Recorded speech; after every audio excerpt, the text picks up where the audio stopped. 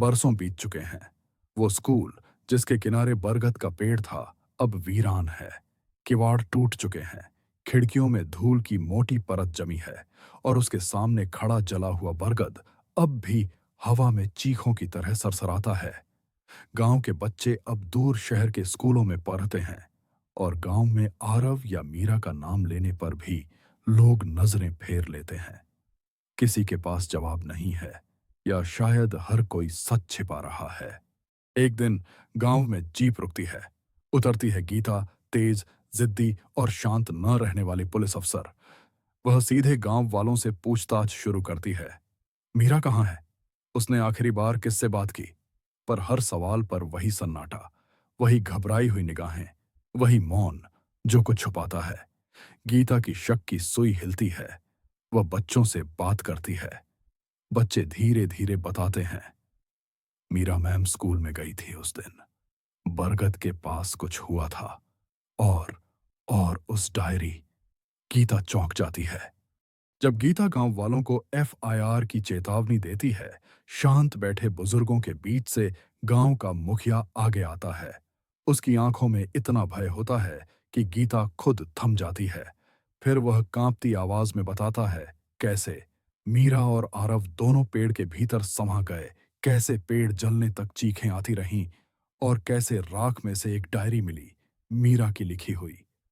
मुखिया उसे आगाह करता है, बिटिया, उस डायरी में ऐसा श्राप है जो खोले बिना भी इंसान को अंदर खींच ले।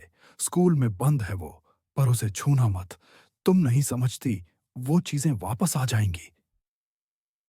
गीता शांत रहती है, पर उसके दिमाग में एक वाक्य घूमता है। आरव तो मीरा का मंगेतर था। वो सालों से लापता है। क्या मीरा उसे ढूंढते ढूंढते यहां आई थी? फिर वो खुद कैसे गायब हुई? उस रात तेज हवा चलती है, बादल घिर आते हैं और गीता चुपके से बंद पड़े स्कूल में जाती है। अंदर हर दीवार पर जाले, हर कोने में धूल के बादल जैसे जीवित हों। पुराने डेस्क चरमराते हुए हिलते हैं। गीता टॉर्च लेकर प्रधानाध्यापक के केबिन तक पहुंचती है। अलमारी में पुरानी किताबें और रजिस्टर रखे हैं, पर डायरी कहीं नहीं। वह मुड़ने ही वाली होती है कि धड़ाम, पीछे से कुछ गिरता है। गीता तेजी से घूमती है और उसकी सांस रुक जाती है।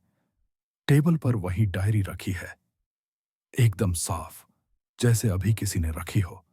कमरे में कोई नहीं था। जैसे ही गीता डायरी खोलती है, बिजली कड़कती है, बारिश झमाझम शुरू हो जाती है। ऐसा लगता है जैसे आसमान भी डर गया हो। डायरी के पहले पन्ने पर लिखा है, अगर ये डायरी कभी खुली तो पेड़ का श्राप फिर जाग उठेगा। गीता के हाथ कांपने लगते हैं। अगले पन्ने पर आरव का नाम है। फिर मीरा की लिखावट में अजीब टूटी हुई लाइनें। आरव, वह मुझे बुलाता है। पेड़ के अंदर कोई है, वैदेही। उसके साथ क्या हुआ, किसी को पता नहीं। और आखिरी लाइन सबसे डरावनी, जो हुआ था वो सब झूठ था, असली राक्षस गांव में ही था। गीता का दिल तेज धड़कता है।